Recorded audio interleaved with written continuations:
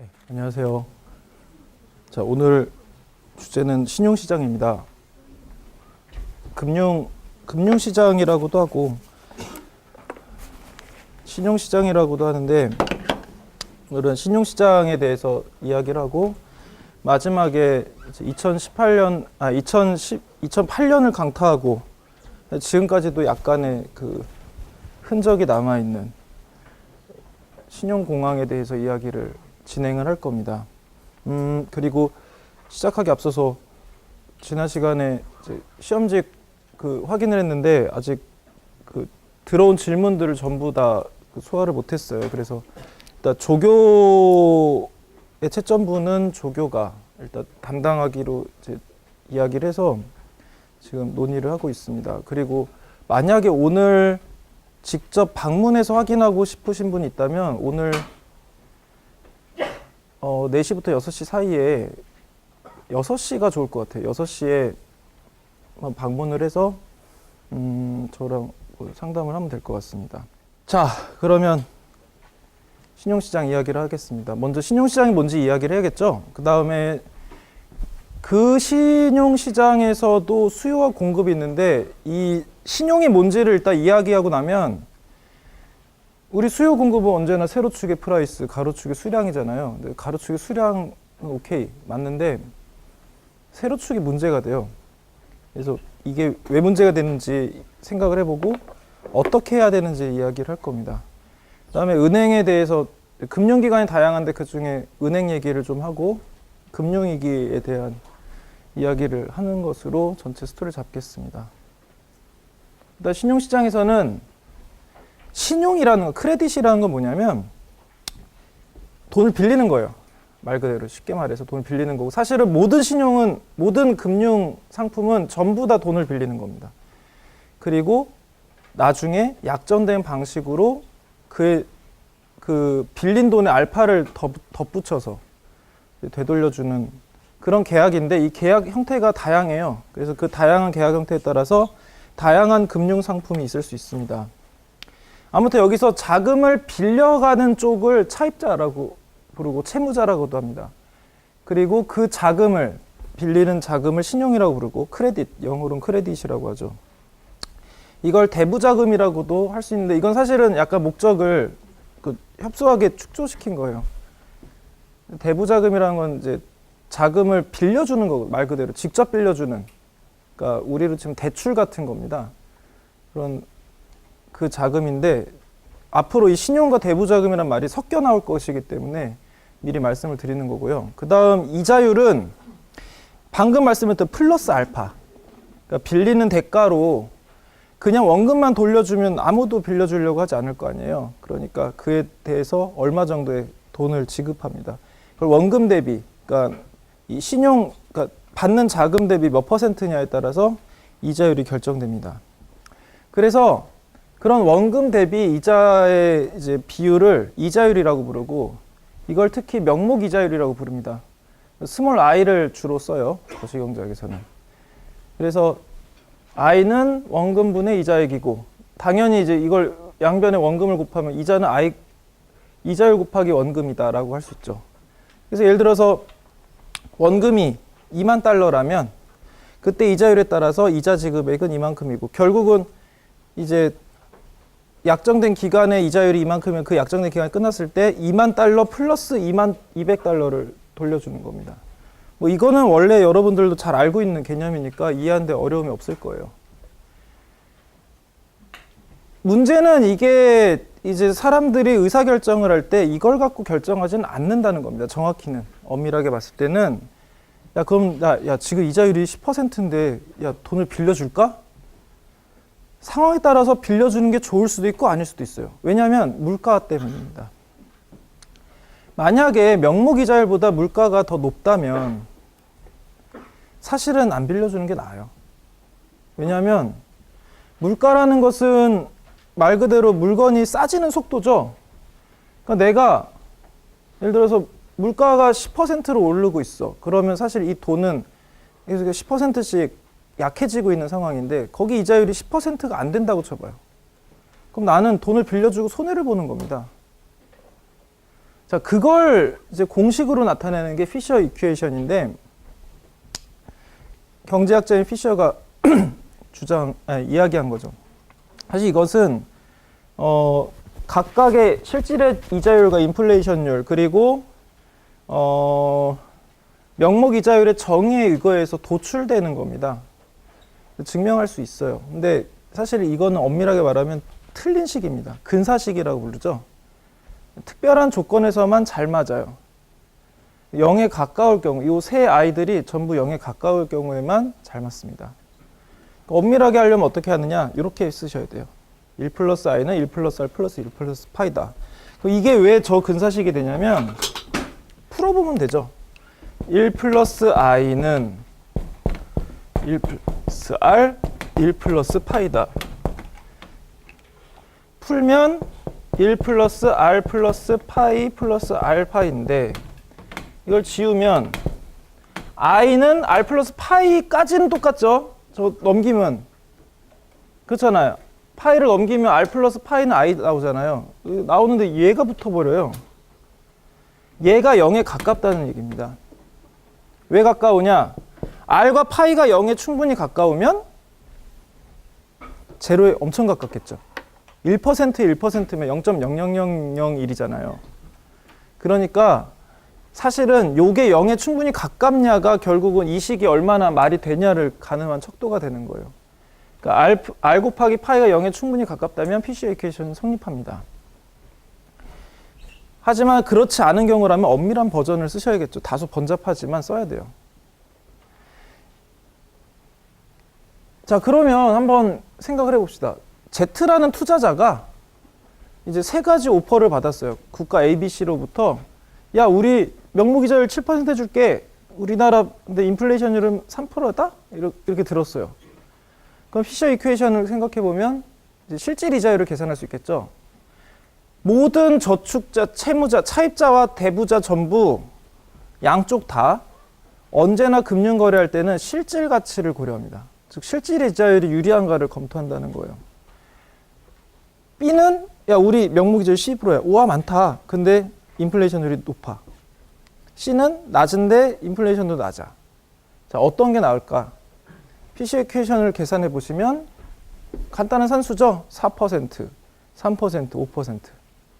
따라서 C에다가 투자하는 것이 실질적으로 가장 유리합니다.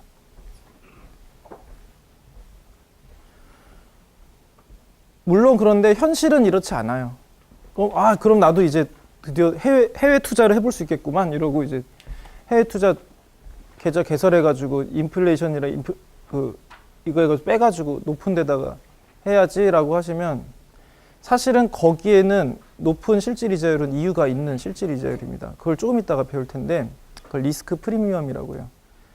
이미 시장은 굉장히 프로 투자자들로 가득한 장입니다. 얘네들이 그런 이윤의 기회가 공으로 나왔을 때 그거를 써먹지 않았을 리가 없어요. 그러고도 남은 게 이제 그 실질 이자율 중에 높은 건데 결국 그거는 그만큼 그 이자율에 상응하는 리스크를 갖고 있다는 뜻입니다. 그래서 보통 어떤 나라의 실질 이자율이 갑자기 확 올라가면 그냥 나쁜 배드 사인이라고 보시면 돼요. 그 시장에서 아무도 그 나라 채권 안 사려고 한다는 거예요. 뭔가 경제가 불안하다든가 디폴트 날 것 같다. 이런 상황인 거죠. 그리스 국채가 그래서 이자율이 엄청나게 높았습니다. 자, 그러면 신용시장은 어떻게 분석하느냐? 수요 곡선, 가로축은 신용의 양이에요. 여기까지는 오케이. 그러면 세로축은 신용의 가격을 적어야 되는데, 자, 신용이 뭐예요? 돈이잖아요. 10,000원은 얼마예요? 이상하죠? 10,000원이 9,000원일 때, 10,000원이 11,000원일 때 말이 안 되잖아요. 가격을 쓸 수가 없어요. 그래서 이 크레딧은 언제나 이제 이자율을 가격 대신 사용합니다. 근데 이건 대신 사용한다기보다는 이게 뜻이 맞아요. 왜냐하면 모든 신용은 미래와 연관이 있습니다. 그러니까 지금 돈을 빌려줘, 나중에 큰 돈으로 갚을게, 이 뜻이거든요. 따라서 시간 차이가 중요해요. 시간 차이 없는 신용거래는 존재하지 않습니다. 모든 거래는 시간 차이가 존재해요. 따라서 시간을 사고 파는 거예요. 어떻게 보면 그 시간의 기회를, 그 펀드를 가지고. 나는 빌리는 사람은 그렇게 빌린 다음에 이자보다 더 플러스 알파를 더 초과하는 그 플러스 베타만큼을 벌어서 베타만큼의 이윤을 얻는 겁니다. 그러니까 이자는 비용으로 나가는 거죠. 그래서 결국은 이 신용시장의 수요는 내가 빌렸을 때 얼마나 그걸로 베타가 즉 이자를 갚고도 추가로 얻는 내 수익이 얼마냐에 달려있는 거죠. 아무튼 그래서 국가마다 그런 상황이 다를 것이기 때문에 이자율에 따라서 그 국가가 요구하는 대부자금의 양은 다를 겁니다. 이걸 이제 이자율에 따라서 신용 수요량을 쫙 체크를 하면 그 우리가 수요 계획 세운 것처럼 신용 수요 계획을 세울 수 있겠죠? 그것을 곡선으로 나타내면 신용 수요 곡선이 됩니다. 그래서 한번 기업가 생각을 해보자는 거죠. 사실 자금을 가장 많이 빌리는 건 기업이니까. 자, 기업의 목표는 최대 이윤인데 이윤은 수입 빼기 비용이에요. 여기서 이 자신의 수입 대비 비용을 해서 규모 요인이 있으니까 대기업이 벌어들이는 대기업이 1억 달러를 벌면 되게 조금 번 걸 수도 있잖아요. 중소기업은 1억 달러도 엄청 많이 번 건데. 따라서 이 규모 요인을 제거하기 위해서 여기에 원금, 그러니까 여기서는 토탈 코스트를 분모로 나눠줍니다. 이것을 이윤율이라고 불러요.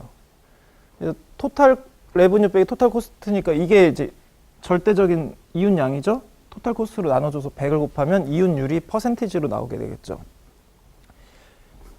이 이윤율과 이자율을 비교하는 겁니다. 만약에 이윤율이 이자율보다 높으면 베타인 거예요. 즉, 내가 이자를 갚고도 남는 게 있다는 뜻입니다. 그러면 오케이, 빌려야죠. 하지만 반대로 그렇지 않다면 내가 아무리 벌어도 이자를 갚으면 오히려 손해가 돼요. 그러면 대출 안 하겠죠. 결국 이자율이 높아지면 이 대출하겠다, 예스라고 하는 사람들이 줄어들겠죠. 왜냐면 이자율이 높아지니까. 줄어듭니다. 그리고 동일 기업 안에서도 원래 1,000억을 빌리려고 했는데 뭐 이자율이 좀 높았네, 야, 좀 덜 빌리자, 이렇게 될 수도 있는 거죠. 기업 내에서도 대출량이 줄어들 텐데 결국 방향은 같으니까 어떤 시기로든 이자율이 높아지면 수요량은 줄어듭니다. 이것을 그리고 소비자가 빌리는 것도 감안할 경우에 아무래도 야, 우리가 좀 집을 사야겠다, 그래서 대출을 하려고 했는데 이게 내가 갚을 수 있는 양보다 이자율이 넘으면 못 빌리죠. 그러니까 아무래도 그런 것들을 감안해서 대출 결정할 때는 당연히 이자율이 높으면 덜 빌리려고 할 겁니다. 따라서 어느 쪽이든 이자율이 높아지면 빌리는 쪽은 싫어합니다. 덜 빌리려고 해요. 그래서 만약에 똑같은 이자율 4%에서 이만큼 빌리려고 한다면 12%에서 이만큼 빌리려고 할 거고, 그 사이에서는 더 뭐 이런 식으로 빌리겠죠. 그걸 곡선으로 나타내면 이렇게 대부자금 수요 곡선이 나타나는 겁니다. 이걸 디맨드 커브다. 그럼 이런 커브는 역시나 축변수 외에 이 결정에 영향을 미친 요인들이 발생하면 커브가 이동하겠죠. 어떤 식으로 이동할까? 예를 들어서 기업들이 예상하는 사업의 수익성. 자, 여기부터는 예상이 되게 많이 들어가요. 특히 금융은 미래와 관련이 있기 때문에 결국은 우리 기업이 잘 될 것 같아, 엄청 잘 될 것 같아 확신이 든다면 굉장히 많이 자금 빌릴 거예요. 반대로 이거 어떻게 될지 모르겠다 라고 생각하면 되게 신중하게 빌리려고 할 겁니다.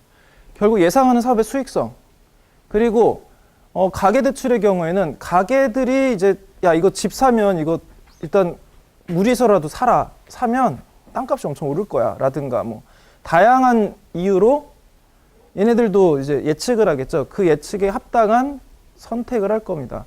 그것이 신용수요 곡선을 오른쪽으로 이동시키게 할 수도 있고 왼쪽으로 이동시키게 할 수도 있는 거죠. 정부 정책 같은 경우는 정부가 이제 뭐 대규모 사업을 벌리는가 이런 식으로 해서 그 신용시장에서 자금을 끌어다 쓸 수가 있어요. 그런 것들이 이제 수요 곡선을 이동시킬 수도 있습니다. 이 부분은 약간 교과서마다 해석이 다른데 그 부분은 제가 두 가지 다 보여드리겠습니다. 아무튼 이런 대부자금을 더 많이 이제 할 것 같은 그런 이벤트들에 대해서는 수요 곡선을 오른쪽으로 이동시키고, 그렇지 않은 반대의 경우에는 왼쪽으로 이동시킵니다. 그럼 공급은 어떨까? 자, 공급은 누가 할까요? 저축자들이 하겠죠? 그래서 저축자들은 사실은 기업도 저축하고 유보자금 형태로 저축하고 가게도 저축을 하고, 그러니까 일반인들도 자신의 뭐 수입에서 소비를 빼면 나머지는 저축하잖아요. 정부도 저축합니다. 세금에서 이제 정부 지출을 제외한 나머지가 있다면 그건 저축하는 거죠. 근데 얘네들은 보시면 대체효과와 소득효과를 봤을 때 일단 대체효과는 명백해요. 이자율이 높아지면 아무래도 저축을 더 하고 싶어지겠죠. 실제로 약 10년쯤 전에 중국 펀드 수익률이 어마어마하게 높았던 적이 있어요. 안정적이면서도 높았던 적이 있습니다. 그러니까 이제 그런 투자들을 예민한 사람들은 엔간한 이제 소비들을 좀 일단 포기하고 큰 소비는 다 포기하고 다 펀드에다 넣은 거죠. 그런 겁니다. 실질 이자율이 상승하면 기회비용이 상승하니까 더 많은 저축을 유도하게 되는 성향이 있어요. 반면 소득효과는 이런 거죠. 사실 금융이 무조건 맹목적으로 돈을 많이 벌고 말 일이 아니라, 예를 들면 뭐 야, 내가 이제 뭐 65세에 은퇴하면 이제 돈을 못 벌니까 그때 살려면 이만큼 벌어야겠고, 이런 식으로 해서 이제 재무 설계를 한단 말이에요. 어떤 면에서는 실질이자율이 상승하면 그런 내가 은퇴 이후에는 월 150 정도는 받아야겠는데 라고 생각하고 펀드를 조성하고 있었다면 실질의 상승은 목표 금융소득을 더 적은 원금으로 도달하게 만들 수 있죠. 그러니까 오히려 저축을 적게 유도할 수 있습니다. 그런 의미에서 저축도 일종의 아무튼 대체효과 소득효과 반대 방향으로 작동하지만 대부분의 경우 실증 분석을 해보면 대체효과가 소득효과보다 커요. 그래서 이자율이 높아지면 더 많은 저축으로 이어집니다. 즉 소득효과를 대체효과가 압도한다는 거죠. 그런 상황을 가지고 이제 시장에서의 이자율에 대해서 대부장 공급량을 이제 세팅을 해보면 결국은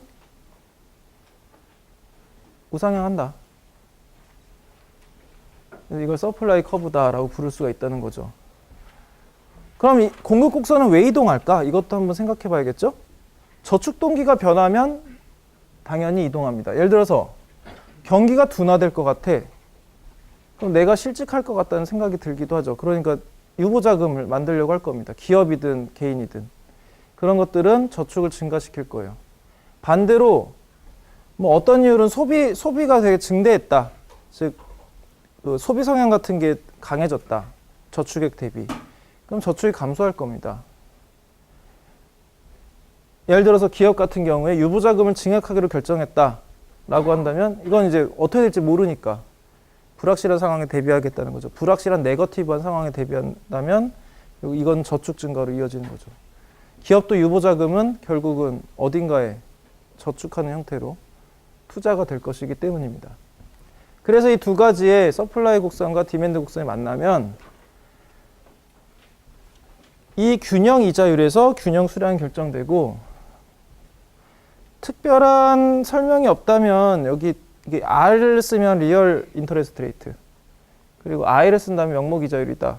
그러니까 실질 이자율은 스몰 r을 쓰고 명목 이자율은 스몰 i를 쓰는 관행이 있습니다. 이렇게 생각을 하시면 되겠습니다. 자, 그러면 뭐지? 네. 자, 그럼 정부도 저축한다고 했는데 이건 뭐냐?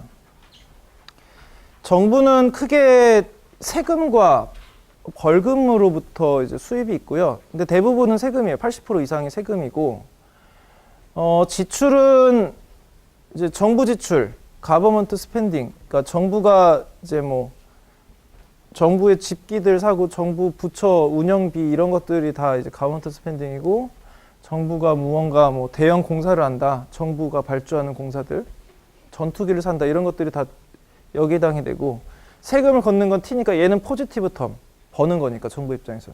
이건 쓰는 거니까 네거티브 텀. 그리고 이 TR은 트랜스퍼입니다. 즉 이전 지출. 그래서 뭐 저소득층이나 아니면 중견기업인데 좀 유망한 성장할 것 같은 벤처기업이다 이런 데다 이제 지원을 하는 그런 것들. 그러니까 돈을 주는 거죠. 둘 다 쓰는 거니까 이쪽 네거티브 텀 붙이고 포지티브 텀이에요. 그래서 이걸 가버먼트 세이빙이라고 해서 S에 이제 언더 G를 쓰는데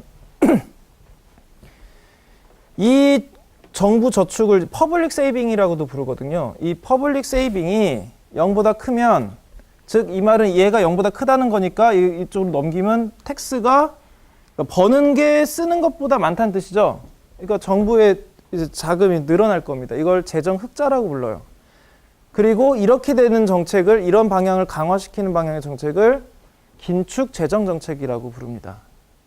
그리고 반대로 이게 마이너스야 라고 한다면 버는 것보다 쓰는 게 많은 거죠. 이걸 재정 적자라고 부릅니다. 그리고 이런 재정 적자 방향을 강화시키는 쪽으로의 정책을 확장 정책이라고 불러요. 그래서 확장 정책은 정부도 저금이 쌓이는 거잖아요. 그러니까 결국 그 자금을 가만히 있게 할 수는 없으니까 얘도 어딘가에 갑니다. 아니지. 그건 긴축 정책이지. 응? 어디 보자.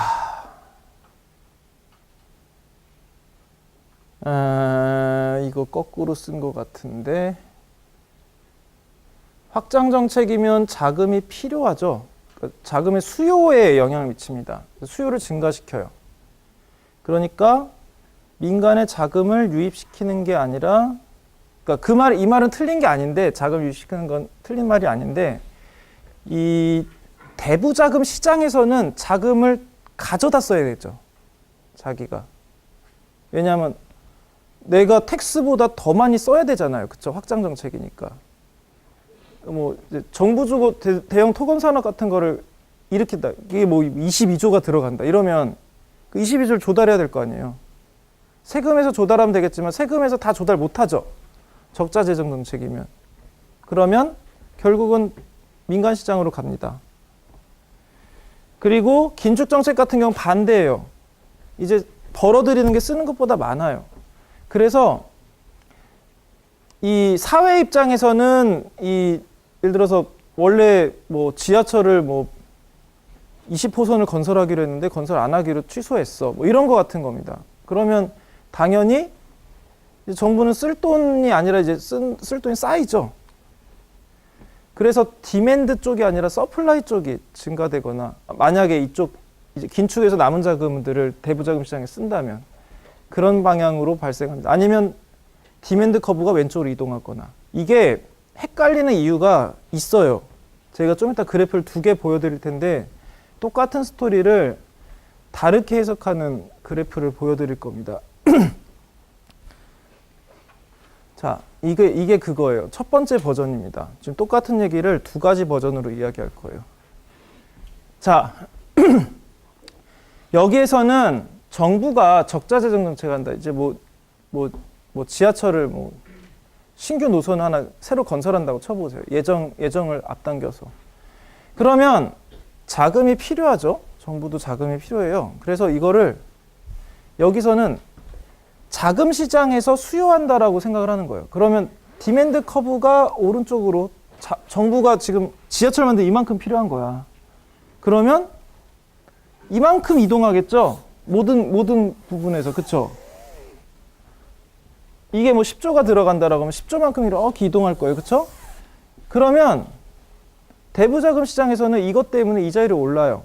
당연히 거래량도 늘긴 하는데 보세요. 총거래량은 이만큼 늘었고 정부는 이만큼을 가져갔죠. 시장에서. 그러면 원래 민간 기업이 가져간 총량은 어떻게 돼요? 늘었을까요? 줄었을까요? 줄었죠. 얼만큼 줄었어요? 이만큼 줄었죠. 원래 이자율 안 변했어. 이만큼 늘었어야 되는데 이만큼밖에 안 늘었잖아요. 이만큼 사라진 거잖아요, 지금. 근데 정부 쪽에 사라지지 않았죠. 민간에서 사라진 겁니다. 이 비율을 구축 효과라고 불러요. 사실 요 사이즈랑 요 사이즈가 같거든요. 결국 얘랑 얘가 평행이기 때문에. 그래서 이거를 크라우딩 아웃이라고 부릅니다. 즉 정부가 사업을 하면 사실은 민간 시장에도 영향이 있어요.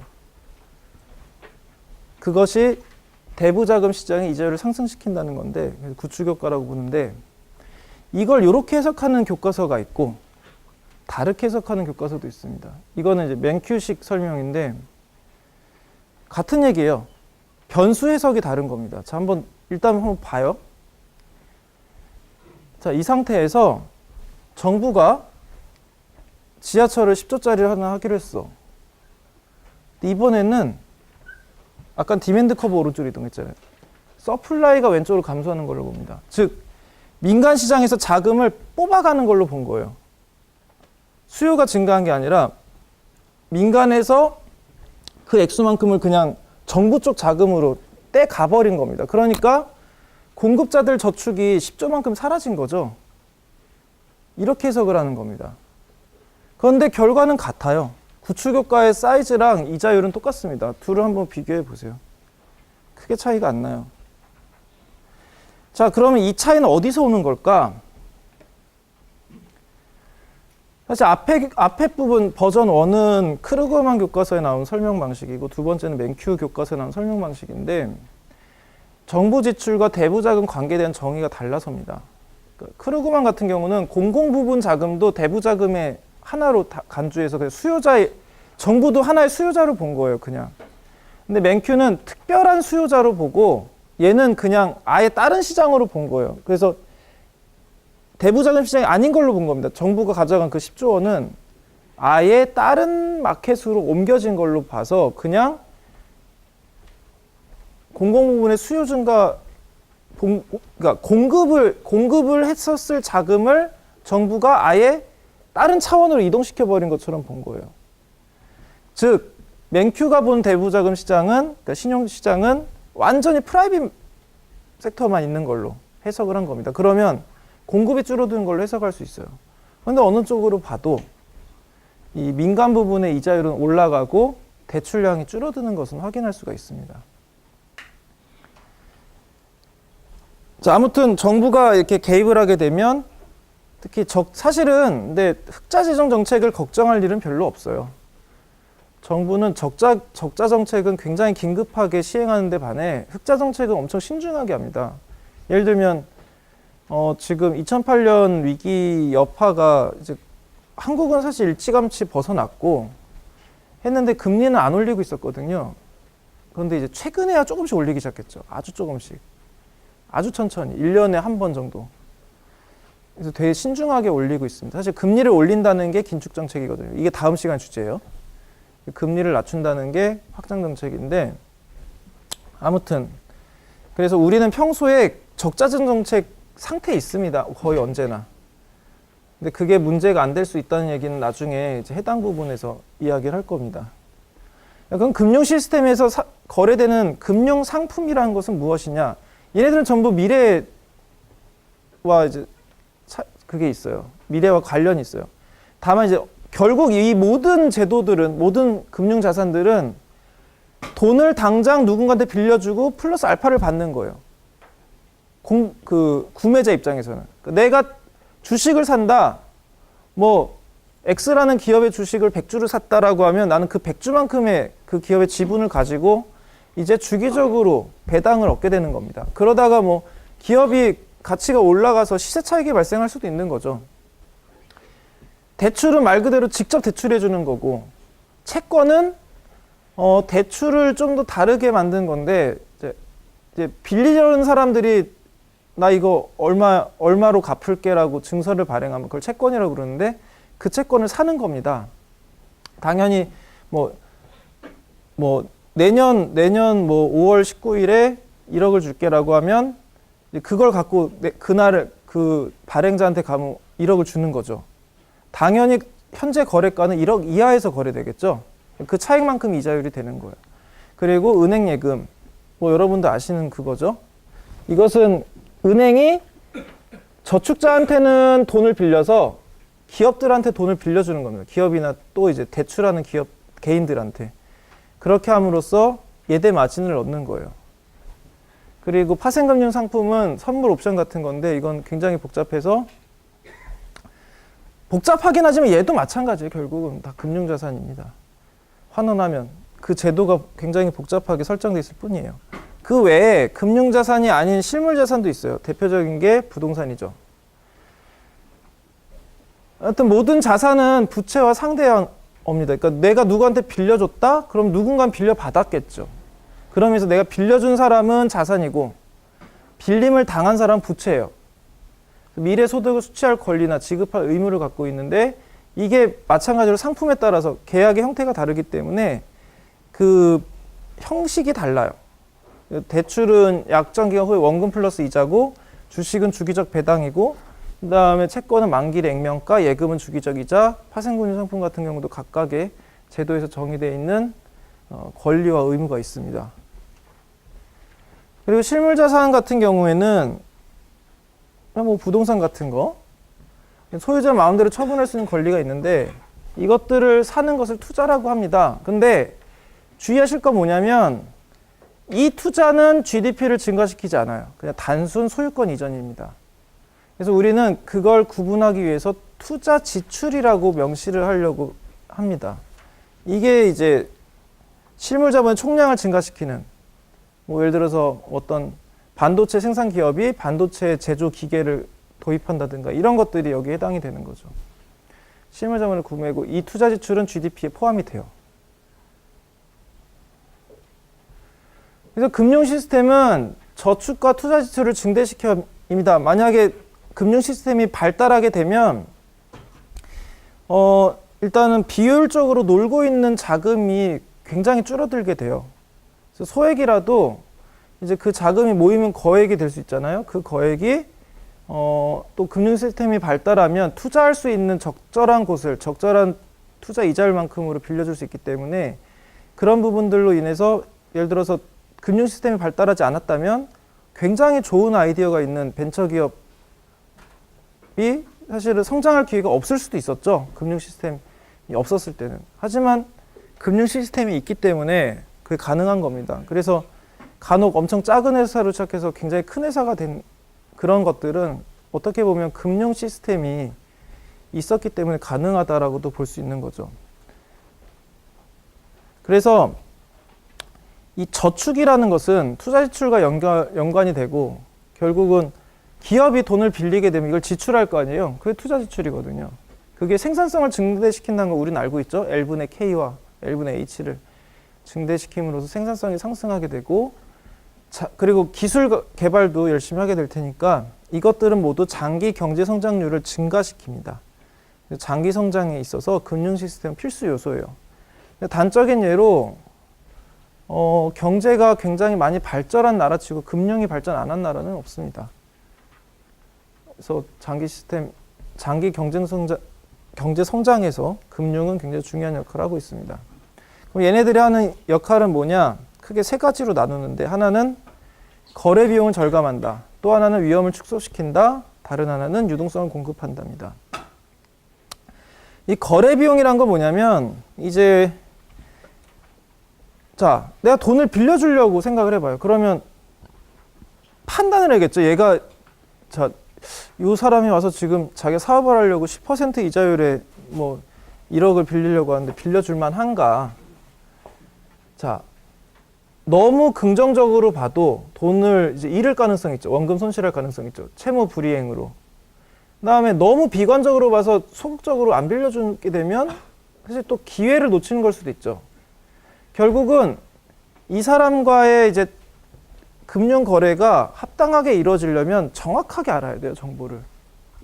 딱 10%면 적당하네라고 했을 때 딱 이게 해야 되는데 그런 걸 알아내기 위해서는 비용이 듭니다. 그걸 마찰 비용, 거래 비용이라고 불러요. 탐색하고 상환 능력을 검증하고 이런 것 이자율을 협상하는 데에서는 정말 다양한 비용이 드는데 금융 시스템이 발전하면 이런 비용을 극적으로 절감할 수 있습니다. 예를 들어서 신용평가사들이 신용도를 관리할 수도 있고 그 다음에 이제 일반 대출보다는 채권 같은 식으로 대형 기관들은 채권을 발행하는데 이 채권은 채권 시장에서 거래되면서 정보가 모여져요. 이게 굉장히 엄청난 큰 효율을 낳습니다. 그래서 국가 채권도 마찬가지고요. 그래서 결국은 이 채권 거래액이 엄청나게 늘어나게 돼요. 그 전에 일반 대출에서는 비교도 할 수 없을 정도의 규모로. 그리고 위험 축소는 언제나 이 금융거래는 미래와 연관되어 있다고 했잖아요. 예측이 단체로 틀릴 수 있거든요. 그러니까 원래 평소에도 한 명, 두 명씩 틀리는 거는 일상적인 일이에요. 그럴 수도 있지. 소수가 틀릴 수 있지만 매시브하게 틀리는 거는 또 얘기가 다르거든요.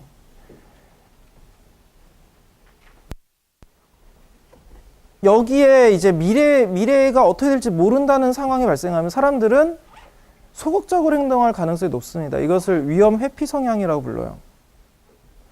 여러분들도 위험 회피 성향이 있는지 없는지 한번 테스트 해보고 싶으면 지금 같은 가상의 갬블을 한번 선택해 보세요. 너 확실하게 1,000만 원 받을 수 있어랑 50% 확률로 3,000만 원을 받든지 50% 확률로 1,000만 원 뺏길 거야. 자, 기대치 입장에서는 똑같거든요. 그쵸? 자, 어느 게 땡기나 이거 가슴에 손을 얹고 생각해 보세요. 아마 대부분 앞에를 택할 겁니다. 기대값이 같은데도. 왜냐하면 내가 얻을 수 있는 값의 분산이 더 적거든요, 이쪽이. 그게 정상이에요. 많은 사람들은 위험 회피 성향을 갖고 있습니다.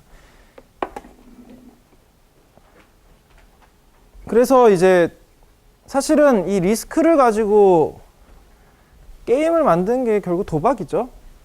그리고 사실은 모든 금융 거래는 도박성이 있어요. 그래서 실제로 도박 이론이, 확률 이론이 금융과 되게 밀접한 영향이 있습니다.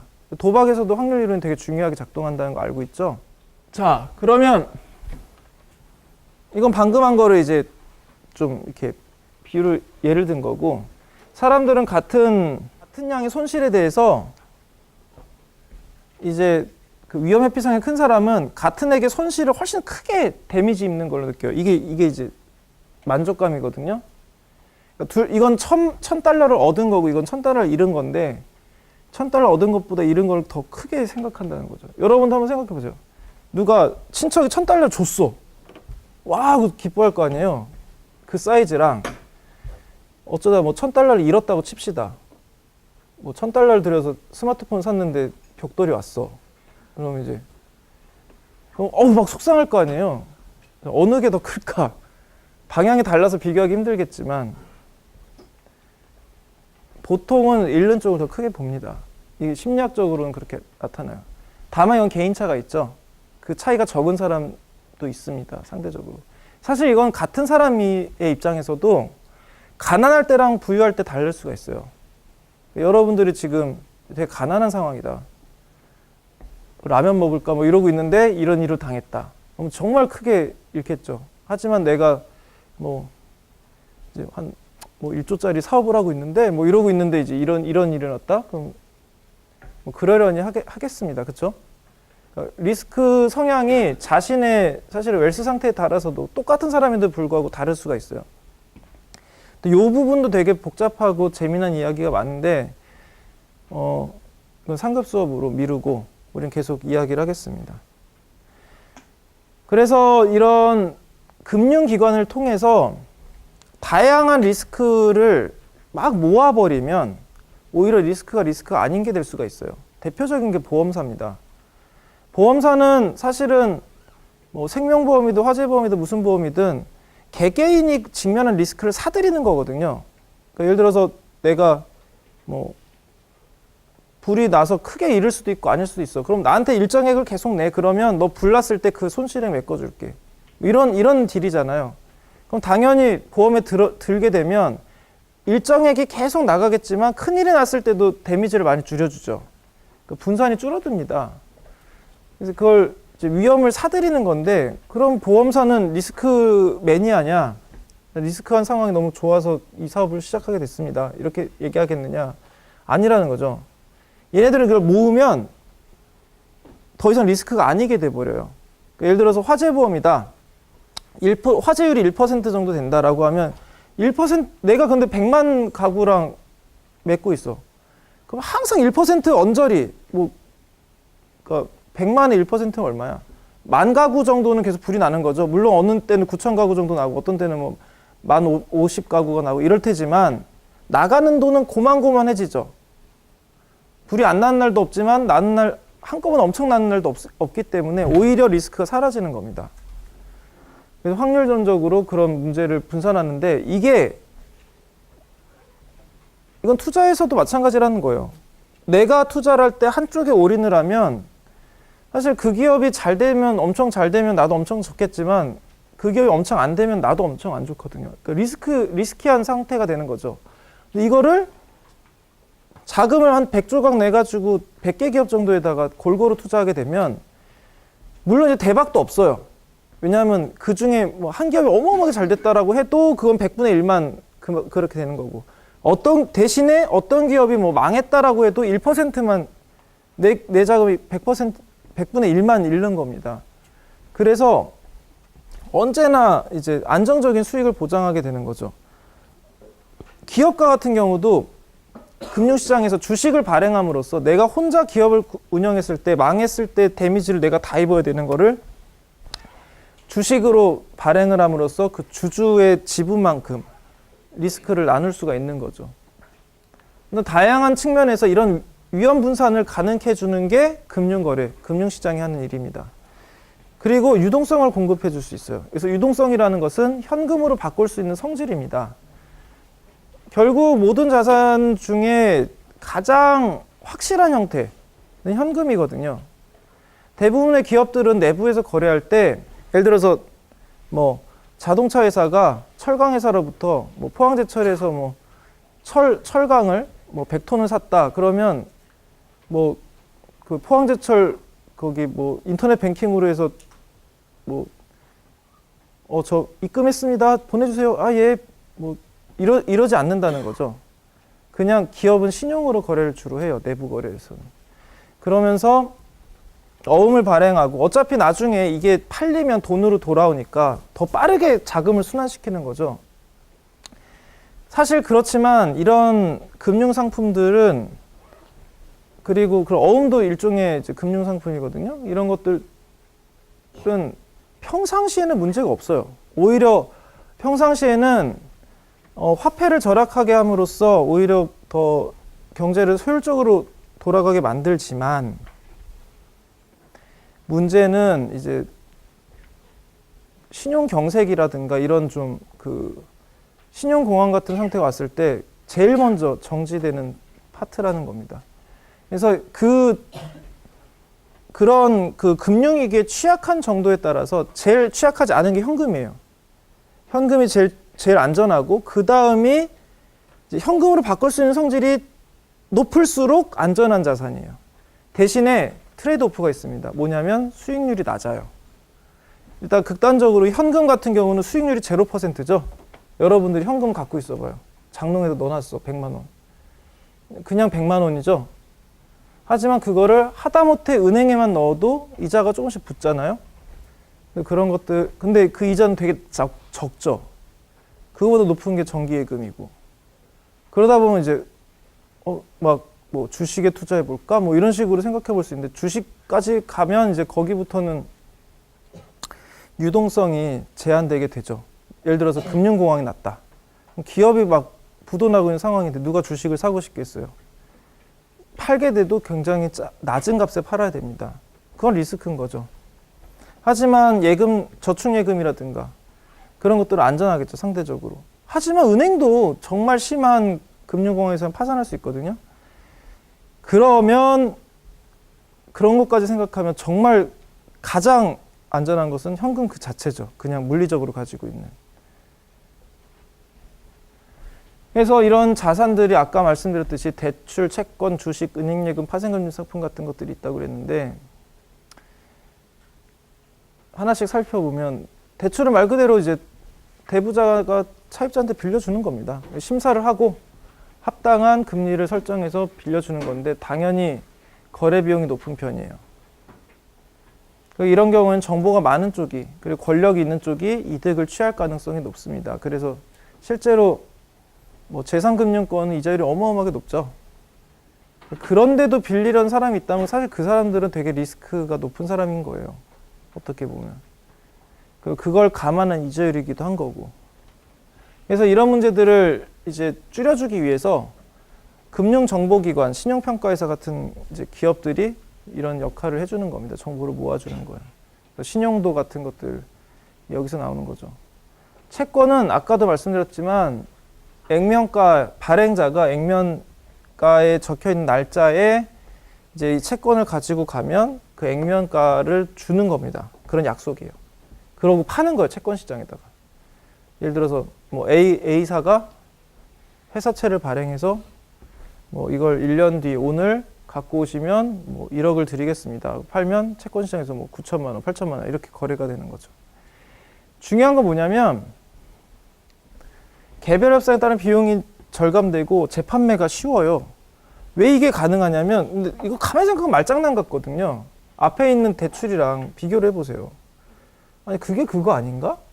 말만 한번 바꾼 거 아닌가 싶은데 이 말만 바꾼 정도가 아닙니다. 채권 시장이 중요한 거예요. 이건 대출 시장이 아니잖아요. 채권 시장에서는 모든 시장은 이런 식으로 정보가 유통돼요. 일단 거래를 합니다. 해봐요. 해보고 당연히 횡재한 거래가 있을 수도 있고 그 다음에 뭐 뒤집어 쓴 거래가 있을 수도 있죠. 나쁜 거래도 있을 수 있고 좋은 거래도 있을 수 있죠. 나쁜 거래면 반복하지 않습니다. 어디서든. 여러분들도 마찬가지잖아요. 가격 모를 때 바가지 썼다가 이게 바가지인 거 알게 되면 그 집에 안 가잖아요. 그리고 어떤 집을 갔는데 이게 되게 좋았어. 딜이 좋은 거래를 했다고 치면 그쪽이랑 계속 거래를 하잖아요. 단골처럼. 여기도 마찬가지라는 거예요. 만약에 어떤 기업이 채권을 발행했는데 그게 너무 고평가돼가지고 거래가 되어 왔다. 나중에 판명되면 가격이 깎입니다. 반대로 너무 저평가돼서 막 헐값에 거래되고 있었어. 할만한, 근데 나중에 보니까 되게 건실한 기업이야. 올라가요. 채권 가격이. 채권 가격이 올라간다는 게 이자율이 낮아진다는 거거든요. 왜냐하면 만기일과 현재 거래가의 차이가 이자기 때문에. 아무튼 그래서 이 채권이라는 제도가 도입된 것은 결국 금융에서 거의 혁명적인 사건으로 취급이 됩니다. 그래서 우리는 이자율은 알고 있는데 이걸 이제 투자 금액 대비 얻는 금액이라고 해서 수익률로 좀 일반화한다면 금융상품마다 채권은 액면가가 있고 할인 금액이 있으니까 이걸 할인율이라고 하거든요. 그러니까 1억짜리 채권을 9천만 원에 거래했다라고 하면 10% 할인된 건데 이것을 수익률로 바꿀 수 있겠죠? 자, 내가 채권을 그래서 9천만 원을 사서 1년 뒤에 1억을 받는 거잖아요. 그러면 원금이 9천만 원. 그러니까 액면가 빼기 할인 금액을 분모에다 두고 분자에다가 할인한 금액을 넣으면 되는 겁니다. 그래서 9천분의 100이니까 11.1%인 거죠. 그래서 지금 여기 얘가 하나 들어가 있죠. 제가 공만 몇 개 더 붙여서 똑같은 얘기를 했었죠. 그래서 채권의 가격과 수익률은 반대예요. 근데 이게 또 직관적으로도 괜찮은 게 채권 가격이 떨어진다. A사라는 회사채 채권 가격이 떨어진다는 것은 이자율, 수익률이 높아진다는 뜻이죠. 다른 한편으로는 이 A사의 채권에 문제가 있다는 겁니다. 가치가 떨어지고 있다라고도 생각할 수 있는 거죠. 즉 1년 뒤 1억 원을 못 줄 가능성이 높다. 채권 가격이 올라간다는 건 리스크가 높아진다는 걸 의미합니다. 수익률도 높아지지만. 그래서 이거는 이제 뭐 돈의 힘이라고 아주 옛날에 2008년에 딱 크라이시스 있었을 때죠. 그때 만들어진 다큐인데 이 중에 저는 채권편은 딴 건 몰라도 채권편 한번 보기를 권합니다. KBS 다큐멘터리예요. 자, 주식은 회사 소유권 지분이고 당연히 중도 매각이 가능하기 때문에 시세 차익을 얻을 수도 있습니다. 한국의 주식시장은 대부분 시세 차익이 대부분입니다. 특히 이제 한국 경제 성장이 되게 급격했기 때문에 가능했던 상황이죠. 그래서 요즘에 이제 좀 성장률이 꺾인 상태에서는 그 배당도 많이 이제 배당을 노리고 하는 배당형 뭐 그런 투자도 있다고 들었어요. 당연히 앞에 있는 채권이나 뭐 일반 대출보다 훨씬 더 이윤이 높은데 리스크도 높습니다. 예를 들어서 파산할 경우에 기업은 자기 자본 어떻게 하면 맨 처음에 이제 우선순위가 있어요. 아무튼 주식을 소유한 사람은 그 소유 지분을 갖고 있기 때문에 제일 마지막에 재산이 이제 들어가는데 예를 들면 채권, 예를 들면 회사채를 산 사람은 먼저 줘요. 그 사람한테 먼저 갚아. 그러고도 남으면 주식 투자자한테 가는데 뭐 거의 남는 게 없죠, 보통은. 그리고 중개기관도 있습니다. 얘네들은 직접 금융상품을 취급하진 않지만, 그러니까 개인들로부터, 이건 금융중개기관은 개인들로부터 모은 자금을 금융자산으로 바꿔주는, 그러니까 소액들을 모아가지고 다른 형태의 펀드를 만드는 거예요. 그러니까 개개인의 소규모 자금을 큰 자금으로 만들어서 그걸 가지고 운용하는 회사들입니다. 상호기금, 연기금, 보험사, 은행들이 있는데, 근데 얘네들은 결국 전체 차트를 보면, 자, 저축자들은 자금이 있어요. 그리고 기업이나 빌리고 싶은 애들은 이제 빌리기 위해서 채권이나 주식을 발행하죠. 그러면 금융기관으로 모입니다. 그래서 소유권을 바꿈으로써 얘네들은 금융자산을 소유하게 되고 얘네들은 자금을 갖게 되는 거죠. 그래서 이쪽은 자금을 나중에 운용해서 이제 이자 쳐서 갚는 거죠. 그리고 이쪽은 금융수익을 얻게 되는 겁니다. 이게 금융기관 역할이라고 할 수 있는데, 이때 상호기금은 이 여러 회사의 주식을, 그러니까 분산 투자를 하는 거예요. 굉장히 많은 회사의 주식을 보유하는데 이게 개인으로서는 힘들 수 있거든요. 그런데 자금을 만들게 되면 정말 소수점으로 쪼갤 수가 있으니까 그런 식으로 이제 만들어서 재판매하는 겁니다. 그래서 보시면 이거는 500 인덱스 펀드니까 500개 주식 하는데 정말 짜잘하게 나누고 있다는 걸 알 수 있죠. 이게 제일 많이 가지고 있는 주식 지분인데도 이 정도입니다. 그러니까 아래로도 엄청 많이 있다는 거죠, 기업들이. 그렇게 쪼개서 거대한 펀드를 저런 식으로 쪼개서 주식을 소유하게 만든 다음에 이제 뭐 그 중에 뭐 10,000분의 1 정도 갖고 있는 지분은 나한테 있으면 내가 이제 얘네들이 성장하는 평균 퍼센티지에 의거해서 수익률이 나겠죠. 수수료를 떼고 주게 될 겁니다. 연기금은 저축으로 자금을 구성하고 운용해서 이제 기금을 불려요. 그리고 나중에 이제 그 약정된 기간 때부터는 이제 뭐 그걸 매월 월급식으로 줄 수도 있고 일시금을 줄 수도 있고 아무튼 약정된 방식으로 소득을 지급하는 기관입니다. 우리는 국민연금이 그러고 있죠. 여러분들도 이건 강제저축이에요. 그래서 여러분들이 이제 소득이 발생하면 그 국민연금에서 연금을 가져가게 될 겁니다. 근데 국민연금의 계약 조건은 굉장히 좋아요. 그 실질이자율로 보장해서 물가 상승분을 보정해 주거든요. 그래서 리스크도 적고 그렇습니다. 그리고 보험사는 보험금을 납입받고 이제 아까 말씀드렸듯이 사고 발생 시 약관에 따른 그 보험금을 지급해서 하는데, 이때 보험사는 평소에 계속 돈을 받잖아요. 그 보험금을 운영해서 수익을 내면서 이제 지급할 보험금을 지급하고 나서 빼는 겁니다.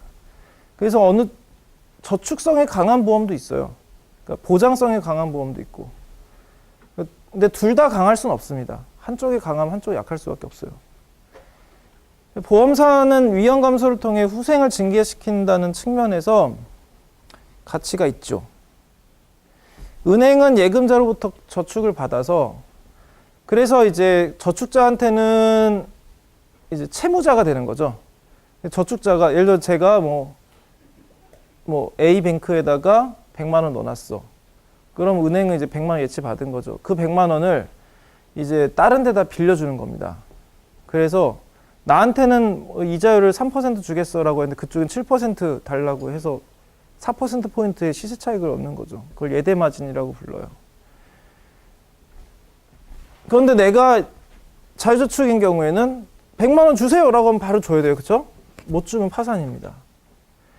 이게 개인이 은행이 운영하는 펀드에 비하면 개인의 자금은 워낙 약하기 때문에 무시할 수 있지만, 만약에 단체로 한 100만 명 정도가 한 은행에서 다 인출해야겠다고 생각을 하게 되면 요거 문제가 되죠. 왜냐하면 은행의 창고에는 그만한 자금이 없거든요. 그런 상황이 가끔 나타납니다. 이걸 뱅크런이라고 불러요. 2011년에 한국에도 있었습니다. 그리고 그 전에도 한 번 더 있었고, 그 전전에도 한 번 더 있었고. 그래서 은행업은 사실 통계학에 기반하거든요. 사람들의 인출 요구는 통계학적으로 독립이다. 엔간해서 동시에 매시브하게 나타나지 않는다. 그래서 한국 같은 경우는 7% 정도를 남기고 나머지를 다 운용시키고 있어요. 즉 은행에 한 번에 7% 이상의 인출 요구가 발생하면 바로 파산이라는 거죠. 그걸 뱅크런이라고 부릅니다. 그래서 실제로 이거는 무슨 은행이더라? 도민상호저축은행 2011년에 있었던 도민상호저축은행 뱅크런입니다. 뱅크런 장면이에요.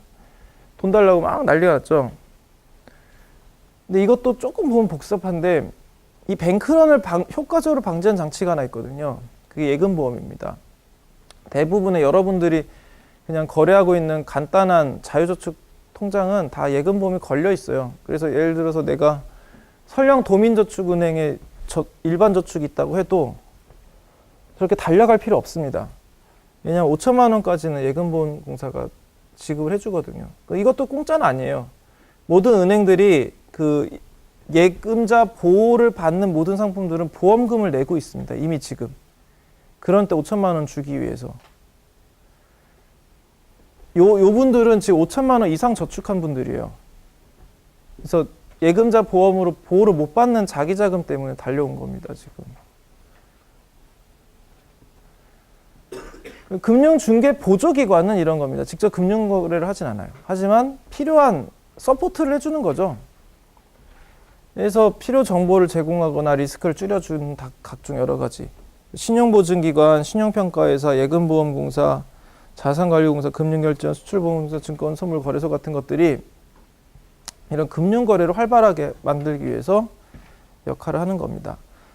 자, 그러면 이제 2008년 위기에 대해서 이야기를 개관을 한번 해보도록 하겠습니다. 자, 2008년 위기는 그 전에도 그래프를 보셨으니까 대강 짐작하겠지만 대공황 이래로 사이즈가 되게 컸죠. 실제로도 굉장히 큰 영향을 미친 사건입니다.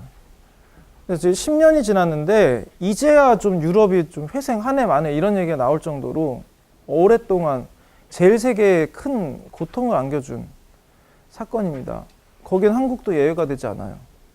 이건 그래서 여기에는 금융제도에 대한 이해가 필요한데 은행 중에서 섀도우뱅크라고 불리우는 구조는 은행이랑 비슷한데 은행이랑 다른 시중은행과 다른 은행에 대해 이야기를 해야 됩니다. 일반 은행은 사실은 어마어마하게 안전한 금융권이에요. 특히 제1금융권이라고 불리우는 우리 이제 소위 제1금융권이 망하는 것을 여러분들은 볼 일이 없을 것이고 봐서도 안 됩니다. 거기까지 데미지가 왔다 그러면 정말 갈 때까지 간 거거든요. 그 경제는. 대신에 그런 곳과 거래를 하게 되면 이자율도 낮아요. 망할 확률도 거의 없지만 이자율도 낮아요. 3중, 4중 안전장치가 있기도 하지만 아무튼 그 대가는 낮은 이자율입니다. 반면 섀도우뱅크, 그림자 금융이라고 불리는 얘네들은 일반 예금자로부터 돈을 걷질 않아요. 얘네들은 단기 자금 시장에서 자금을 차입해서 장기 투자를 합니다. 단기 자금을 끌어들여서 장기 투자를 하는데 사실은 얘네 은행도 마찬가지거든요. 우리가 그냥 예금하는 그 예금은 단기 자금이죠. 그렇죠? 아무 때나 뺄 수 있으니까. 하지만 이거를 이제 기업 같은 데다 장기적으로 빌려주는 거예요. 당연히 단기 이자율보다는 장기 이자율이 높거든요. 그래서 그 시세 차익을 얻을 수가 있는 겁니다. 섀도우뱅크는 그것을 더 극단적으로 빠르게 하는 거예요. 초단기 자금을 가지고 조금 중기 자금에 투자한다. 이런 식으로 템포를 빠르게 해서 같은 기간 대비 시세 차익을 굉장히 크게 만드는 거죠. 당연히 이 리퀴디티가 낮은 데서 높은 데로 도게 되면 리퀴디티가 높으면 레이트 오브 리턴이 높아요. 즉 수익률이 높아요. 반대로 리퀴디티가 높으면, 그러니까 유동성이 높으면 리스크 오브 레이트 오브 리턴은 낮아지고. 그래서 다수 계약을 통해서 이 저축자들의 요 부분에서 자금을 막 끌어들여서 이 부분에다 들이부어서 수익을 얻는 거예요. 결국은. 그러면 이 리스크는 어떻게 되느냐? 다수의 계약 체결을 통해서 아까 제가 보험사 얘기를 한 것처럼 다수의 계약 체결을 통해 그걸 풀링이라고 하는데 풀링을 통해서 그 리스크를 낮추어서 그걸 하는 겁니다. 그러면 이제 계속해서 지속적으로 수익률을 계속 낼 수가 있죠. 그걸 풀링이라고 해요. 그래서 다수와 계약을 하게 되면 인출 불확실성이 저하되니까 리스크가 감소하죠. 그래서 안정적인 투자가 가능하고 수익을 창출할 수 있게 됩니다. 예를 들어서 어떤 은행이 예금자가 꼴랑 하나야. 아니면 한 명이 막 거의 1조 정도 되는 금액을 예금해 놓고 나머지가 뭐 10만 원, 100만 원 이러고 있어요. 한 12명 정도가. 그럼 그 한 명에 완전 의존하게 되죠. 리스크가 높습니다. 그 사람이 갑자기 마음을 바꾼다든가 이러면 바로 은행이 망할 수가 있으니까. 하지만 엄청난 다수와 계약을 함으로써 그런 사람들조차 전체에서 아주 소수가 되게 만들어버리면 사실은 그런 사람들의 전부가 갑자기 인출할 가능성은 거의 없죠. 따라서 금융기관은 스케일에 대해서 인크리징 리턴 스케일인 경향이 있습니다. 풀링의 강점은 커질수록 유리하기 때문에 금융사들은 커질수록 유리한, 즉 자연 독점의 그 가능성을 가지고 있죠. 그래서 실제로 금융사들 보면 이름이 다 막 길죠. 합병된 지 오래돼서 그렇습니다. KB 하나은행 뭐 이런 식으로 원래는 그 은행들이 다 따로따로 있었는데 합병된 거죠. 그래서 이거를 이제 만기 이전 머처리티 트랜스포메이션이라고 하는데, 그러니까 숏텀에서 빌려서 롱텀으로 투자를 해버리는 거예요. 근데 이 차이를 그럼 그거 아무나 할 수 있지 왜 이렇게 못해? 사이즈가 있는 금융기관이 할 수 있는 겁니다. 그래서 원래 은행이 이런 구조인데 섀도우뱅크는 이 저축자를 일반 저축인에서 찾는 게 아니라 단기 신용시장, 초단기金融시장으로부터 받는다는 점이 다른 거예요. 그러니까 뭐 하루짜리, 일주일짜리 뭐 이런 것들을 빌려가지고 이제 몇 달짜리, 몇 년짜리 이런 거에다가 넣는다는 겁니다.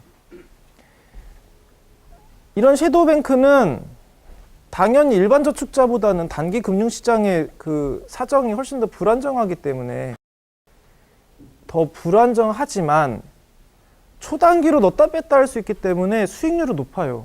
그래서 여기 있는 까만 라인이 트래디셔널 뱅크입니다. 원래는 이제 전통적인 뱅크가 더 컸는데 섀도우뱅크가 치고 올라갔죠. 특히 2000년 들어서는 크로스됐다가 약간 주춤했죠. 이 시기가 이제 닷컴 버블 시기고 다시 어마어마하게 격차가 벌어졌죠.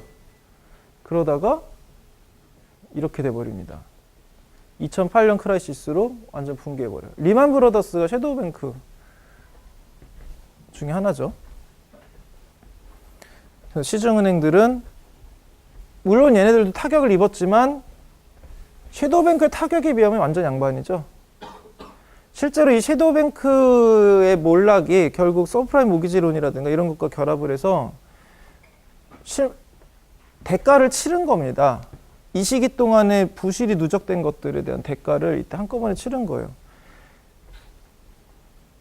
규제는 원래 안정성을 늘려주지만 수익성을 낮추거든요. 그래서 일반은행은 정말 다양한 수준의 안정성을 갖고 있기 때문에 예금자 보호해서 보험금도 내야 되지.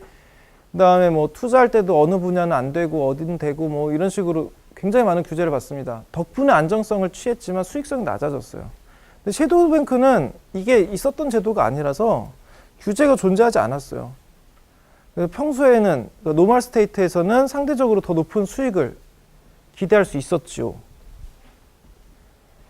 그래서 일반은행은 뱅크런을 막기 위해서 다양한 장치들이 있습니다. 예금자 보험이 대표적인 거고 그 다음에 아예 뱅크런이 될 조짐조차 안 만들게 하기 위해서 자기자본 비율, 지급준비율, 위험투자 제한 등등 다양한 건전성 규제를 하기 때문에 부실은행 얘기는 거의 없는데 섀도우뱅크도 이런 게 있었느냐? 이거 없었어. 예금자 보험 없지. 건전성 규제 안 받았지. 그러니까 정말 리스키하게 나간 거죠. 서브프라임 모기지론이라는 것들 도입한 것도 결국은 섀도우뱅크가 가지고 오게 된 것도 그런 규제가 없었기 때문에 가능했던 거죠. 이쪽은 당연히 그런 부분들의 자금을 굉장히 조금 가지고 있었습니다. 그래서 이런 문제 때문에 위기에 취약했고 결국은 부동산 거품이 붕괴하는 샥이 나타났을 때 섀도우뱅크 먼저 망한 거예요. 제일 취약했던. 수익률은 높았지만. 그러면서 다수 금융기관이 동시에 신용경색에 직면합니다. 자, 오늘은 여기까지 하도록 하고요. 나머지 부분은 다음 시간에 이어서 하도록 하겠습니다. 수고하셨습니다.